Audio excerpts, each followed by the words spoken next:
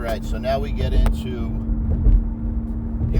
we've started the building. We have the building up. It's a typical pole barn, like I said. This is the part where I call the septic engineer, the guy I spent all this money on, and he's the one who says, hey, congratulations, you could build a cabin. And I was like, well, I was going to build a cabin anyway. And he was like, nope, no.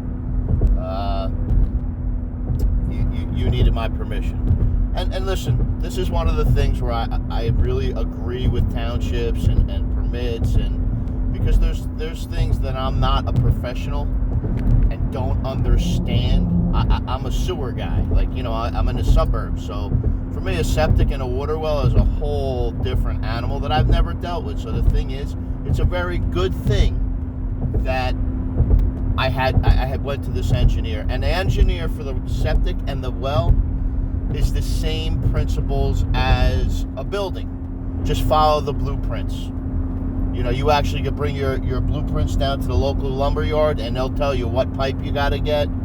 It tells you what kind of gravel you got to get, the underlayment you have to get, how far you have to dig down, how big your tank is.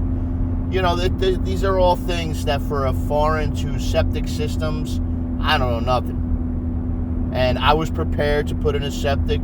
That's why I built a pond. I had plenty of water in that pond. So when I needed to put water in the septic, because once you set that septic, you need water in it.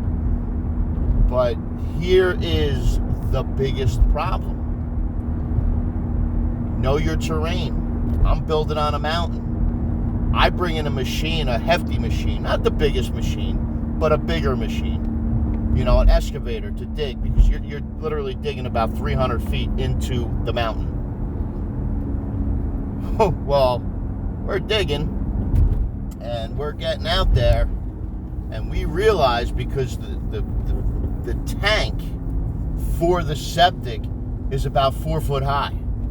So basically you have to get 4.5 feet under earth so you can bury the tank.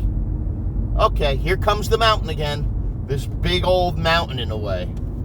So these nut jobs with their excavator, they're picking up these boulders. Now if you look at some of my pictures, you will see the size of these boulders. And what they're doing is they're picking these boulders up with the excavator and just slamming them down on the mountain. Because what they're trying to do is try to break that ledge rock so we could get down deeper. I mean, I have some great videos of these guys because I thought they were nuts. But I had two things I could do. I could, if that didn't work, get a jackhammer, which I had to do because them slamming the rock didn't work. Or dynamite, and there was no way I was using dynamite, because then you start talking about permits, and the next house next to me is about 800 feet, but you don't know where this rock's going to blow up, so I don't know. I just wasn't into option 2. I was like, dude, I just get a jackhammer, and you got to remember, I have no electric up there, so there's a whole nother problem right there to use a jackhammer, because jackhammers use about 20 amps, so you need the biggest generator. Logistically, it was a nightmare. But I finally did get the mountain out of the way. But watching them dig everything out, once they dug everything out and they kind of left me alone to my tank, you got stone coming up there, another logistic nightmare, because these trucks are huge. A tandem truck is pretty big, so these tandem trucks, they've never been there. They've lived in the town their whole lives, and they're like, where are you located? They have no clue where I'm located. And there was guys who literally would come up and they're like, listen, I lived here my whole life. I don't even know where I am right now. That was the whole point of the operation. So when they're bringing in stone, we have the excavator, they start laying down stone. It's so basically you get everything set. Like as soon as I jackhammer everything, you get everything set. You call that engineer back. He writes off on it. They send it off to the township, and away you go. Now you have a septic. You tie into the house, the plumbing in the house. So everything, when you get to the septic portion, you're really starting to be well on your way. because you passed your plumbing inspection, and plumbing is just basic, a tied in vent pipe, toilet, 2 sinks, actually 3 sinks. That's it, because I have a sink in my bathroom, a main sink in my kitchen, and then I have a secondary sink in my kitchen. I always like a secondary, little sink, because, if you're cutting meats, you have a place to wash your hands and you're out of the way of everything. So, very basic plumbing plan along with the septic. But once you pass your septic and you bury your septic, I feel you're well on your way to having a cabin. Like, you're almost there. So basically, if you wanted to, and which I did do, because I stuck with concrete floors with an epoxy, is I now could put a working toilet in my cabin. And working where I mean I could go to the bathroom on the toilet, bring water, and just flush it via water that I brought. But when we set everything for the septic, I had to stay up there for a day, because not even a day. Well, I don't know, like 5 or 6 hours, because I had to pump out of the pond 1,000 gallons of water to put in the septic tank. So it did, like that. I talked about it in another video. You have to take that water and put it into the septic, because if there's a big rain, at least that's what they tell me. I don't really believe them, but you have to put the water in there, and so it doesn't float away. So basically, that's the whole gist of the plumbing, and it's I have pictures. I'll try to show as many pictures as I can, because this is a big deal. This is like the turning point of the project. Like, you've heard me complain and whine like a girl, like, oh boy. Listen, this is the part of the project where you're like, man, I'm getting it. And this is months and months of hard work just to get here, because you got to remember, the building is up. Now I'm doing a job out in Atlanta, Georgia. So now I'm coming back and forth. I come back for a couple days. I go up there, because basically I have everything, all my tools there, everything. And I'm just, wishing no one steals. But there's another good story with that. What happens up there, and I didn't know this, obviously, because I'm from the suburbs, and I didn't know anything about rural.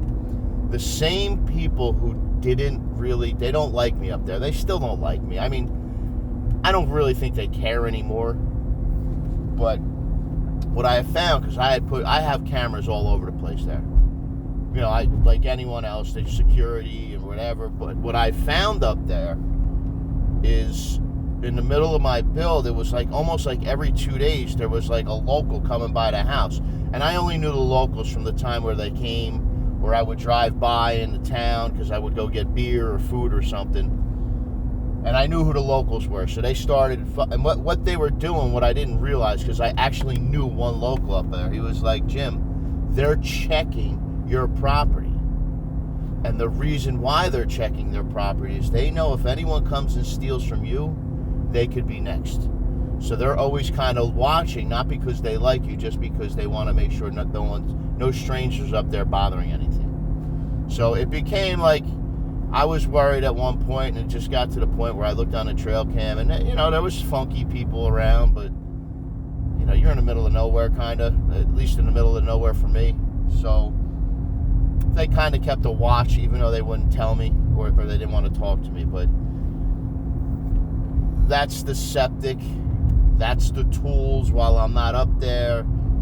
Obviously everything's under lock and key, but up there, lock and key means nothing. These people have guns, torches, tools, just like we have.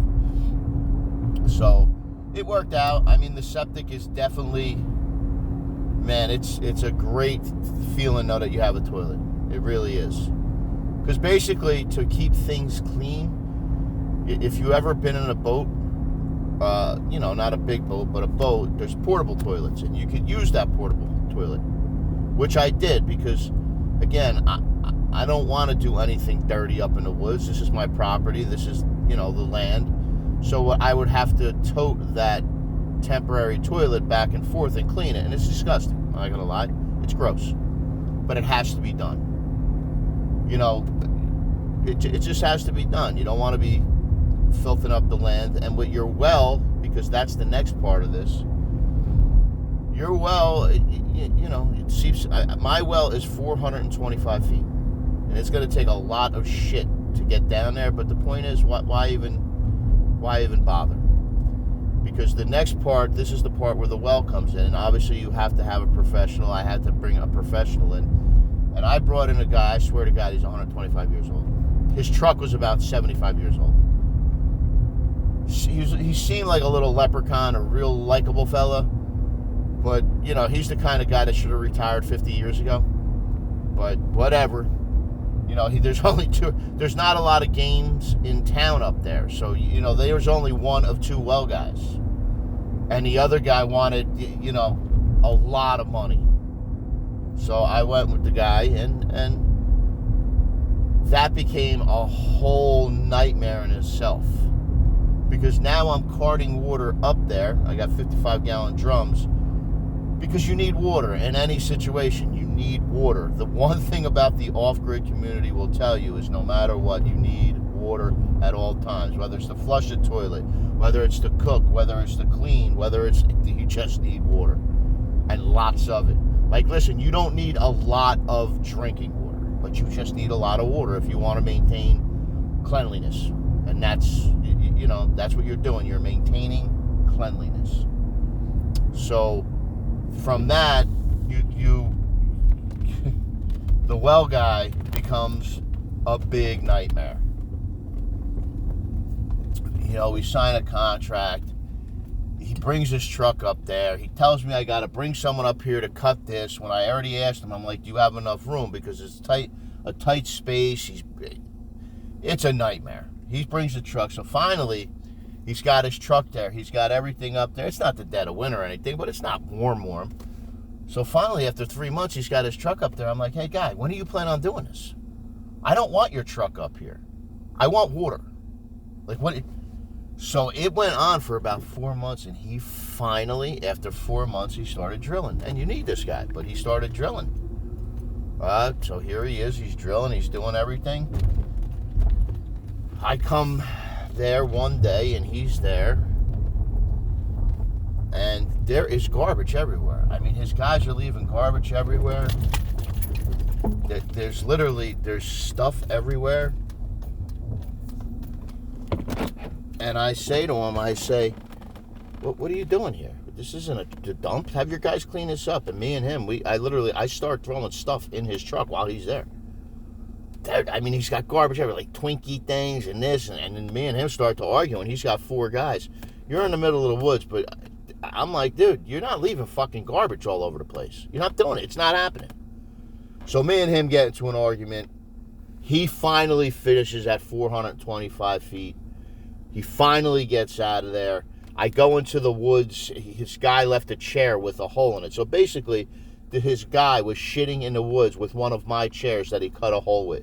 And my buddy called it something like, I don't know, like a hillbilly toilet. And it really was a hillbilly toilet, but that would be it for now.